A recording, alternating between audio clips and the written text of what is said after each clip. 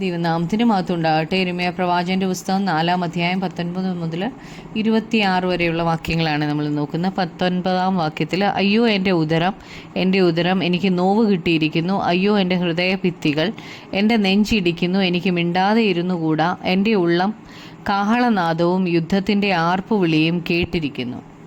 ദൈവത്തിൻ്റെ വെളിച്ചം ദൈവം തൻ്റെ ജനത്തിൻ്റെ മേലെ അടിച്ചു, എന്നാൽ അവർ അതിനെ നിരസിച്ചു. ജനം തൻ്റെ ദൈവത്തിൻ്റെ വെളിച്ചത്തെ നിരസിച്ചു. അതുകൊണ്ട് ന്യായവിധി അവർക്ക് നേരിടേണ്ടി വന്നു. അവർ വളരെ കഷ്ടത്തിലായി. യിരെമ്യാ പ്രവാചകൻ ഇവിടെ സംസാരിക്കുന്നത് ശത്രു സൈന്യത്തിൻ്റെ ആക്രമണം നേരിട്ടവരിൽ ഒരാളായിട്ടാണ്. യഹൂദയ്ക്ക് സംഭവിക്കാൻ പോകുന്ന ന്യായവിധി ഓർത്തിട്ട് യിരെമ്യാവിന് ശരീരത്തിൽ വലിയ വേദനയാണ് അനുഭവിക്കുന്നത്. തൻ്റെ ഉദരത്തിൽ വലിയ അസ്വസ്ഥതയാണ് ഉണ്ടായിരിക്കുന്നത്. യഹൂദയ്ക്ക് സംഭവിക്കാൻ പോകുന്ന വലിയ ന്യായവിധി ഓർത്തിട്ടാണ് യിരെമ്യാവിന് ഈ പ്രയാസം ശരീരത്തിൽ അനുഭവിക്കുന്നത്. 20-21 വാക്യങ്ങൾ വായിക്കുമ്പോൾ, നാശത്തിന്മേൽ നാശം വിളിച്ചു പറയുന്നു. ദേശമൊക്കെയും ശൂന്യമായി. പെട്ടെന്ന് എൻ്റെ കൂടാരവും ഒരു ക്ഷണത്തിൽ തൻ്റെ തിരശീലകളും കവർച്ചയായിപ്പോയി. എത്രത്തോളം ഞാൻ കൊടി കണ്ട് കാഹളധ്വനി കേൾക്കേണ്ടി വരും. ദേശത്തിൽ വലിയ നാശമുണ്ടായിട്ട് ദേശം ശൂന്യമായിപ്പോയി. ശത്രു സകലതും കവർന്നുകൊണ്ടുപോയി. ഈ അവസ്ഥ എത്രനാൾ നീളും എന്നാണ് യിരെമ്യാവ് ചോദിക്കുന്നത്. ശത്രുക്കൾ അവരെ ആക്രമിച്ച് അവരുടെ മക്കളെ പിടിച്ചുകൊണ്ടുപോയി, അവരുടെ ഭാര്യമാരെ ഉപദ്രവിച്ച് അവർക്കുള്ളതെല്ലാം നശിപ്പിച്ചു.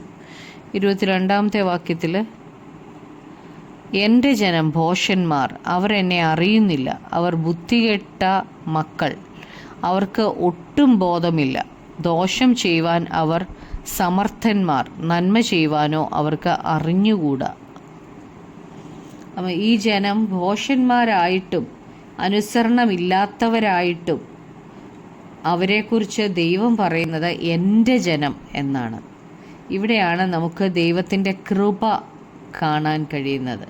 അർഹിക്കാത്ത ദാനം, അവരുടെ മേൽ ന്യായവിധി അയക്കുന്നു എങ്കിലും അവർ ദൈവത്തിൻ്റെ ജനമാണെന്നാണ് ദൈവം പറയുന്നത്. യഹൂദ ജനത്തിന് ബോധവും ബുദ്ധിയും ഒന്നുമില്ല, എങ്കിലും അവർ ദൈവത്തിൻ്റെ മക്കളാണ്. അവരെക്കുറിച്ച് തന്നെ അവർ ചിന്തിക്കുന്നത് വളരെ ബുദ്ധിയും വിവരവും ഉള്ളവരായിട്ടാണ്.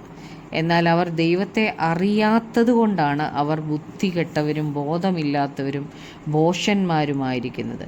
അവർ ദോഷം ചെയ്യാൻ സമർത്ഥരാണ്, എന്നാൽ അവർ നന്മ ചെയ്യാൻ അവർക്ക് അറിയത്തില്ല. സങ്കീർത്തനം 14 നമ്മൾ കാണുന്നുണ്ട്.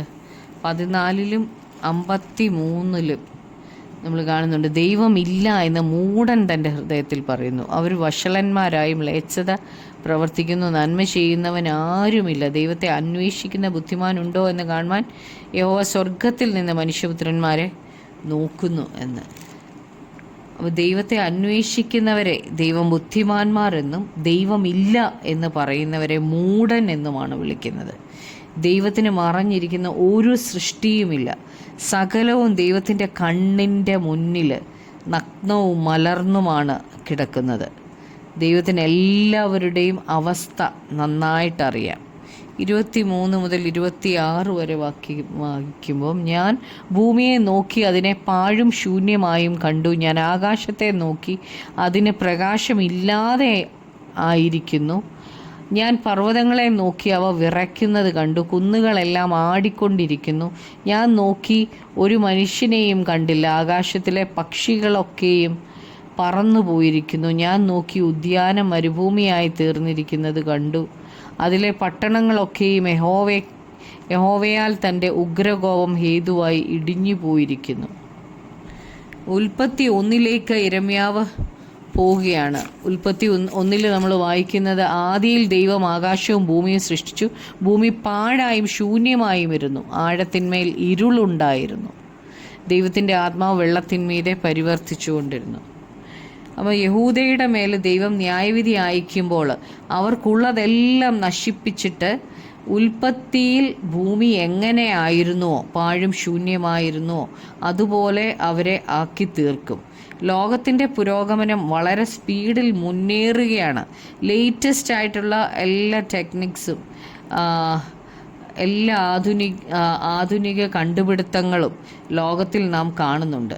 ഇവയെല്ലാം ഓരോ ദിവസവും മുന്നേറിക്കൊണ്ടിരിക്കുകയാണ്. എന്നാൽ ഇവയൊന്നും കണ്ട് നമുക്ക് സന്തോഷിക്കാനില്ല. ലോകത്തിൻ്റെ ഈ മുന്നേറ്റം തിരിഞ്ഞ് ഉൽപ്പത്തി 1 ഭൂമിയിലേക്ക് വരാൻ കർത്താവിന് ഒരു നിമിഷം മതി, ഒന്നുമില്ലാതാക്കാൻ. ദൈവിക ന്യായവിധിയിൽ ലോകം മുഴുവനും ഞെടുങ്ങും. മനുഷ്യൻ്റെ സംരക്ഷണം എല്ലാം നഷ്ടപ്പെട്ടു പോകും. നാം ഈ കാണുന്ന എല്ലാം നശിച്ചു പോകുന്നതാണ്. ദൈവത്തിൻ്റെ കരമാണ് ഇവയെല്ലാം ഇപ്പോൾ താങ്ങുന്നത്. ദൈവത്തോട് മത്സരിക്കുകയും ദൈവത്തെ അനുസരിക്കാതിരിക്കുകയും ചെയ്താൽ ദൈവിക ന്യായവിധി നമുക്കുണ്ടാകും. നമുക്കുള്ളത് സകലതും നഷ്ടപ്പെടും. നമുക്ക് പ്രാർത്ഥിക്കാം. കർത്താവായ യേശുവേ, അങ്ങയുടെ സന്നിധിയിൽ ജ്ഞാനത്തോടെ അപ്പോൾ അങ്ങേ അന്വേഷിക്കുന്ന മക്കളാക്കി ഞങ്ങളെ മാറ്റണമേ. കർത്താവേ യേശുവേ, അപ്പോൾ ബുദ്ധികെട്ടവരായിട്ട് ബോധമില്ലാത്തവരായിട്ടല്ല കർത്താവെ, അങ്ങേ അന്വേഷിക്കുന്ന ബുദ്ധിമാന്മാരായിരിക്കാൻ ഞങ്ങളെ സഹായിക്കണമേ. അങ്ങയുടെ ഇഷ്ടം അറിഞ്ഞ് ജീവിക്കുവാൻ ഞങ്ങളെ സഹായിക്കണമേ. അപ്പോൾ അതനുസരിക്കുവാൻ ഞങ്ങളോട് കൃപ തോന്നണമേ. അപ്പോൾ ഞങ്ങളുടെ പ്രാർത്ഥന കേട്ടതിനായി നന്ദി. യേശു ക്രിസ്തുവിൻ്റെ നാമത്തിൽ തന്നെ.